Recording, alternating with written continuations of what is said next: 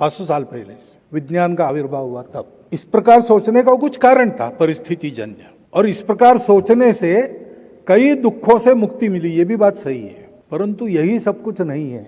विज्ञान का भी एक दायरा है, उसके आगे कैसे जाना, उसके आगे कुछ नहीं है, ऐसा मानना गलत है। शेक्सपियर का एक वाक्य है, किसी को कहा उसके एक पात्र ने नाटक में कि विश्व में तुम्हारे फिलॉसफी से अधिक बहुत कुछ चमत्कार है जो तुम नहीं जानते हो।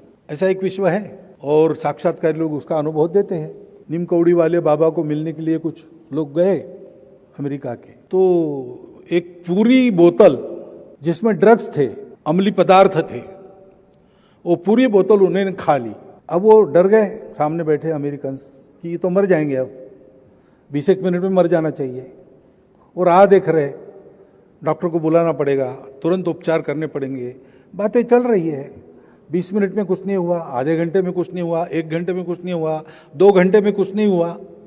वो आश्चर्यचकित रह गए और नीमकौड़ी बाबा हंस के उनको कहते हैं no effect, no effect, no effect. भौतिक नियमों के विरुद्ध है, लेकिन ये हुआ है। ऐसी अनेक बातें होती है। अब ये जो बात है प्राण वाली, ये ऐसी बात है, ये अपने नित्य अनुभव की बात है, लेकिन वो टेस्ट ट्यूब में लाना कठिन है, क्योंकि इसको समझना उसकी भी एक दृष्टि चाहिए। हमारा वैशिष्ट्य है भारत की सनातन परंपरा का, वो परंपरा शुरू हुई इस दृष्टि से।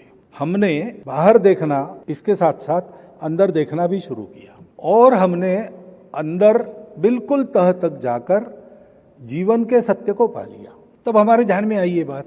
अब इसका और विज्ञान का विरोध होने का कोई कारण नहीं है, क्योंकि विज्ञान की पद्धति है जानो तब मानो, यही पद्धति है।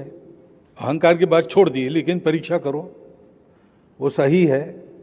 मुझे जो अनुभव आता है वो सबको आता है, और इस अनुभव को उसका शास्त्र जानने के बाद मैं रिप्लिकेट कर सकता हूं, तब मैं उसको सत्य मानता हूं। ये वैज्ञानिक प्रवृत्ति है। अध्यात्म में यही प्रवृत्ति है। साधन अलग है, ज्ञानेन्द्रिय पंचेंद्रिय ये साधन नहीं है, उपकरण ये साधन नहीं है। साधन मन है।